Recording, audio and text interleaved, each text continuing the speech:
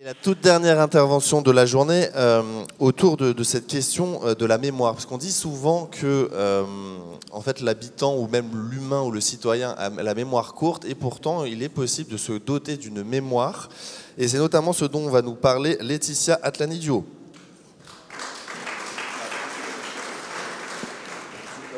Celui que vous voulez, Laetitia, juste peut-être vous présenter d'abord. Merci en tout cas d'être avec nous. Alors je le précise, vous êtes anthropologue, vice-présidente Europe de l'Université Paris-Cité, directrice de recherche à l'Institut de recherche pour le développement et présidente de l'Institut Covid-19 Ad Memoriam. Et justement, vous allez nous parler de l'importance de construire une mémoire des crises du XXIe siècle. Bonjour Laetitia. Bonjour et merci beaucoup. Merci. Je voudrais d'abord remercier le Crisis Lab et Olivier Borras pour cette invitation. Je crois que j'ai des slides. Plus près du micro, ouais. Ah, ouais. J'ai des slides. Voilà. Ça va être comme notre collègue ce matin, avec qui je compatissais en fin de matinée. Alors, c'est la fin de la journée, je pense qu'on a déjà beaucoup entendu, et on a eu beaucoup d'informations. Il y a un fil rouge quand même qui est revenu régulièrement, c'est la question de la mémoire des crises.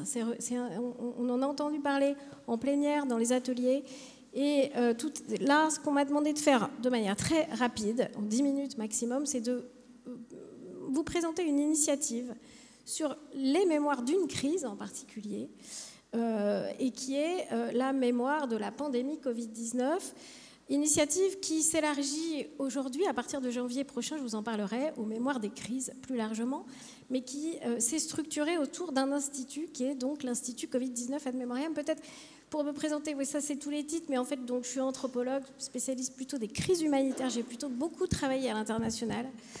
Et depuis quelques années, je suis plutôt sollicitée en France, à l'étranger aussi, et j'essaye aussi de ramener en France certaines idées qu'on peut avoir aussi dans le monde des crises humanitaires d'une part, et à l'international, et en particulier dans les pays du Sud d'autre part. Alors peut-être la première slide, sur cet institut, donc, qui est un institut de l'Université Paris-Cité, je vous en parlerai, mais pourquoi est-ce qu'on a créé cet institut? On est très nombreux, hein. On a un site, je vous en parlerai, mais en gros, on l'a créé en mai 2020, donc assez tôt dans la pandémie, parce qu'avec à la base un certain nombre de constats. Pour tous ceux d'entre vous, et vous êtes nombreux puisque vous êtes ici, à travailler sur les crises, c'est toujours frappant à quel point la mémoire des crises, finalement, est un sujet qui revient régulièrement dans les colloques, les conférences, mais qui souvent, au niveau institutionnel, il y a une perte de mémoire qui est toujours frappante et dont on parle à chaque fois et on réoublie une nouvelle crise et on fait un constat de perte de mémoire à l'échelle institutionnelle, mais plus largement aussi à l'échelle nationale ou internationale quand on parle de crises importantes. C'était aussi frappant de voir à quel point, par exemple sur la pandémie Covid-19, la mémoire d'une épidémie qui a été récente et qui nous touche encore, hein, celle du VIH-Sida, finalement n'a pas donné lieu à autant de travaux mémoriels que l'on aurait pu s'y attendre. Je viens de publier un bouquin là-dessus avec Ed. Et en particulier Françoise Barré-Sinoussi, qui est la vice-présidente d'honneur de l'Institut Covid-19 Ad Memoriam, était convaincue de ça. C'est-à-dire que la mémoire du sida, finalement, a été très vite oubliée face à Covid-19. Et peut-être qu'un certain nombre de leçons, y compris de la démocratie sanitaire, des choses qui avaient été beaucoup travaillées avant Covid, ont été très vite oubliées, en particulier par le gouvernement français au printemps 2020. Et puis, dernier constat aussi, le fait qu'un certain nombre de mesures qui ont été mises en place pendant Covid, par exemple les confinements, les masques, la définition des populations essentielles, des métiers essentiels, vous vous souvenez de tout ça? Et bien, en fait, ça a une histoire longue. Déjà, durant l'épidémie de peste, par exemple, dont on fêtait les 300 ans il n'y a pas longtemps, on voit à quel point ces techniques-là ont été utilisées. Pendant la grippe espagnole, un certain nombre aussi de ces mesures ont été utilisées, mais aucune trace, aucune mémoire des expériences de vie de la population en temps d'épidémie ou de pandémie, alors que, et on a passé la journée à le dire, donc je ne vais pas le répéter, les expériences des populations sont absolument essentielles. Et donc l'idée, dès mai 2020, donc assez tôt, c'était de lancer un institut pour collecter les traces et mémoires de la pandémie que ce soit les mémoires individuelles ou les mémoires collectives. Je vais en parler un peu ensuite et je vais un peu vous présenter notre méthodo. Donc voilà, double objectif. On aime bien cette phrase à l'Institut Covid-19 Ad Memoriam, vivre une expérience et ne pas la transmettre, c'est la trahir. Et donc, un premier objectif qui est la transmission, y compris aux générations à venir, de ce qu'on a pu vivre pendant cette pandémie, encore une fois à différentes échelles, individuelles, institutionnelles, nationales et internationales, et puis évidemment pas seulement collecter, mais tirer des enseignements de ces mémoires en construction pour mieux se préparer aux crises à venir, les crises sanitaires, mais pas seulement. Alors, on s'est organisé en 3 axes. Un premier axe vraiment dédié, qu'on a appelé ce souvenir, vraiment dédié au recueil, donc recueillir, archiver, analyser les témoignages individuels et collectifs.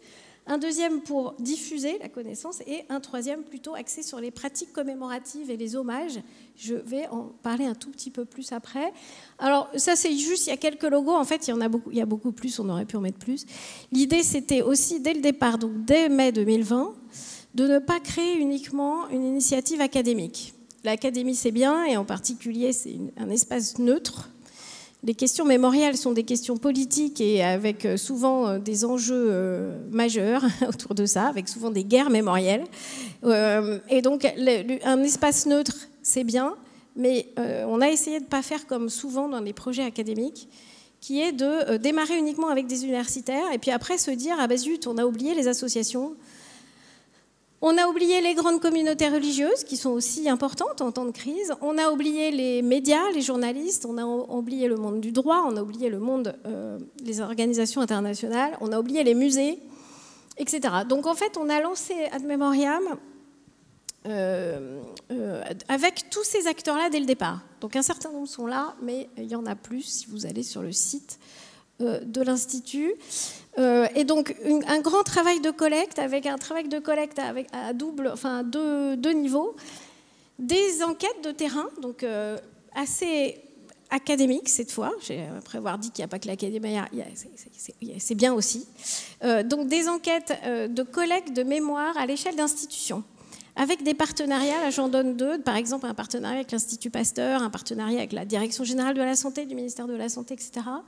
Où des chercheurs vont, pendant 2 ans à chaque fois, donc des grosses enquêtes, interroger les gens, recueillir les archives, analyser les témoignages et les archives, avec ce double objectif mentionné tout à l'heure. Et donc des projets de recherche qui sont montés avec évidemment l'accord, l'accès aux données, mais aussi avec toutes des discussions évidemment assez poussées avec les institutions, pour respecter évidemment tout ce qui est RGPD, mais aussi confidentialité, données sensibles, etc., mais sans contrôle des chercheurs.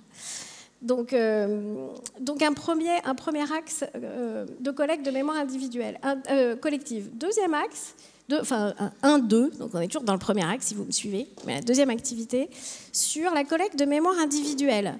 On le disait tout à l'heure, quand il s'agit aussi de parler de mobilisation des populations, il y a un filet institutionnel qui est intéressant, que ce soit via des institutions gouvernementales, des associations, des communautés religieuses, etc., ce qu'on fait avec les enquêtes que je mentionnais tout à l'heure, mais il y a aussi un gros enjeu qui est d'avoir accès aux expériences de vie en temps de pandémie de tout un chacun, avec dans l'idée que toutes les expériences se valent déjà, qu'il n'y a pas de légitimité spécifique des experts, des journalistes, par exemple, que toutes les expériences se valent et qu'il faut aussi, donc il faut non seulement connaître les expériences des uns et des autres, et donc pouvoir donner la possibilité à tout un chacun de déposer son témoignage, mais aussi d'avoir accès au témoignage des autres. Et donc on a créé un site et une app qui s'appelle histoiredecrise.fr,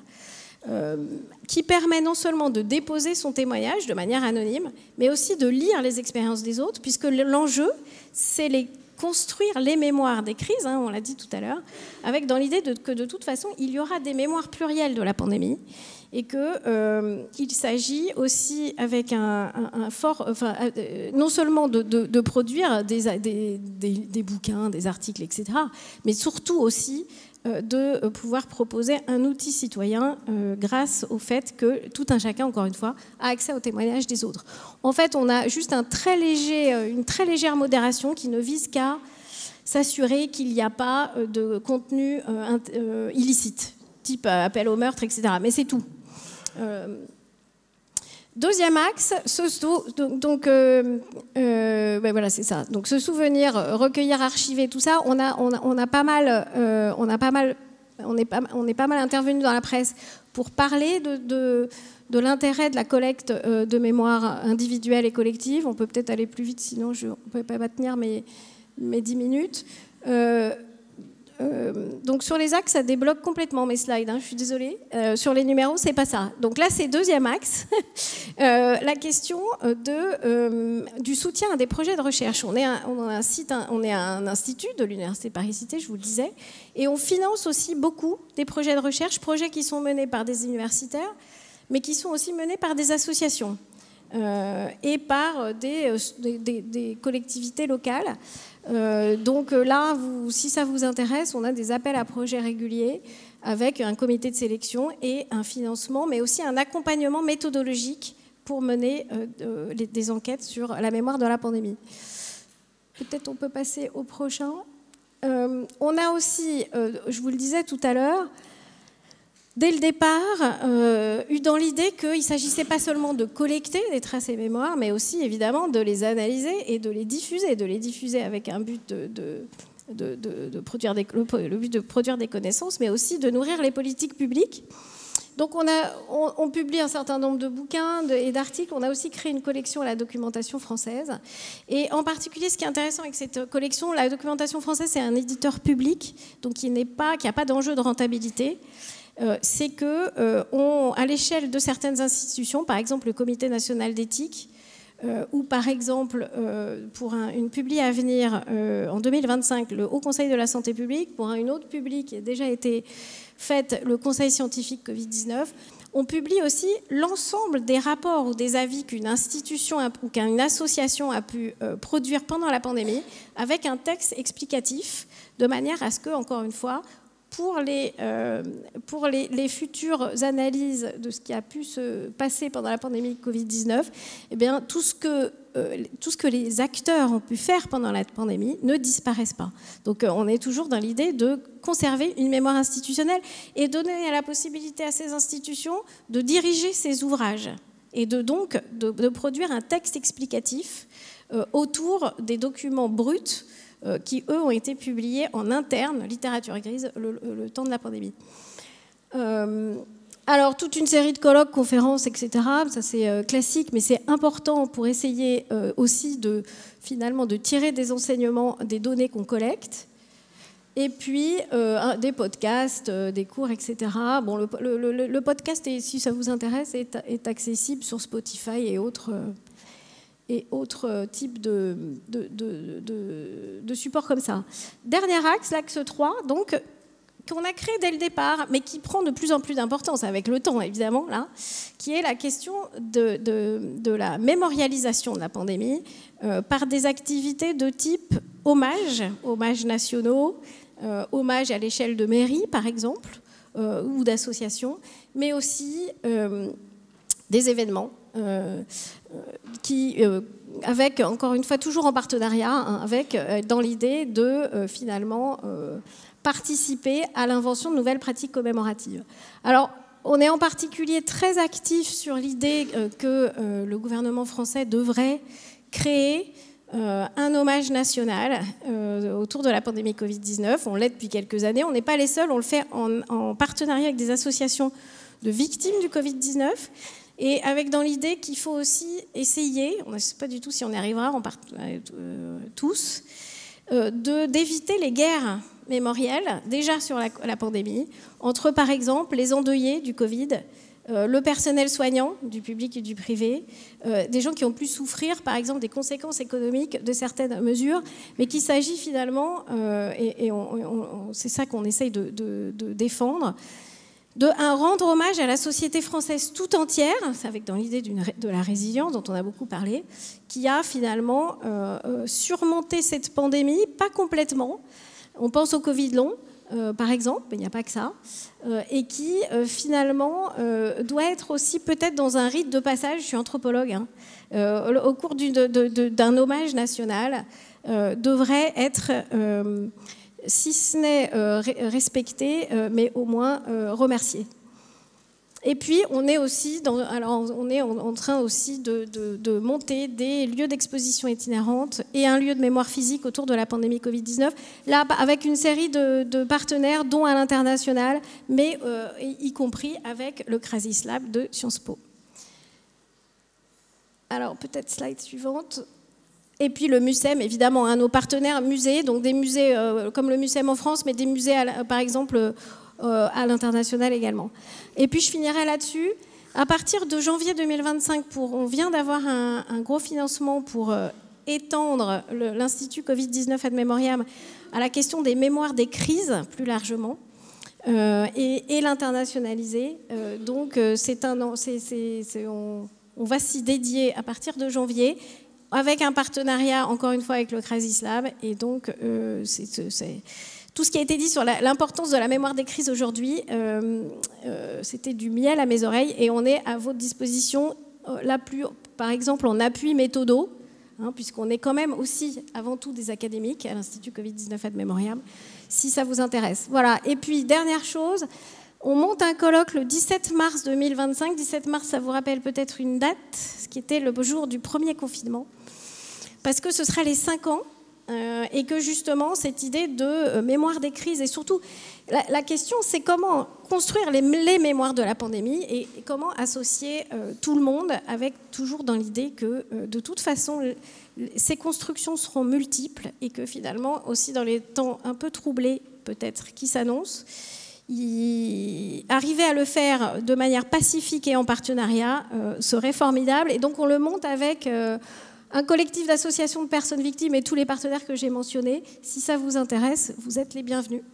Merci. Merci à vous, Laetitia.